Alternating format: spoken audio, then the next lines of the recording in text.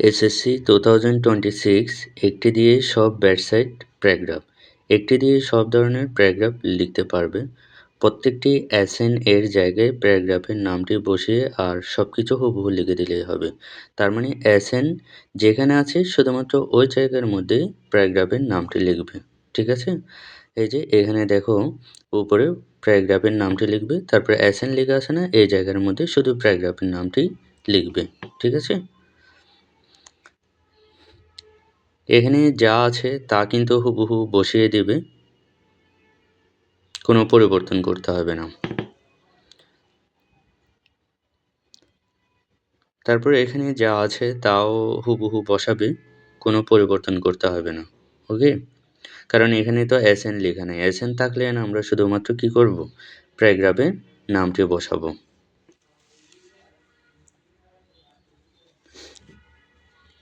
এখানেও দেখো যা আছে তা আমরা হুবহু বসিয়ে দেব, তাহলেই হয়ে যাবে।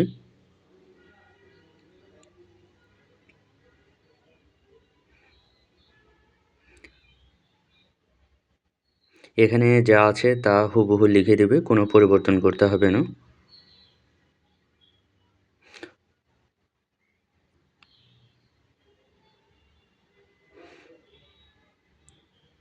এ পেজের মধ্যে যা আছে তা হুবহু বসাবে, কোনো পরিবর্তন করতে হবে না।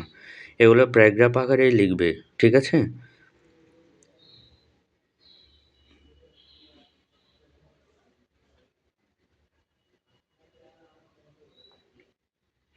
এখানে দেখো যা আছে তা লিখবে, এই যে অ্যাসেনের জায়গায় প্যারাগ্রাফের নামটি বসাবে। ওকে?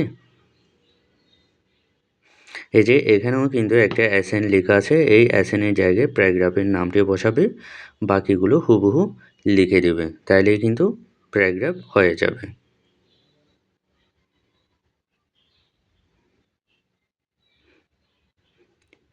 এই পেজের মধ্যেও যা আছে তা হুবহু বসিয়ে দেবে, কোনো পরিবর্তন করতে হবে না।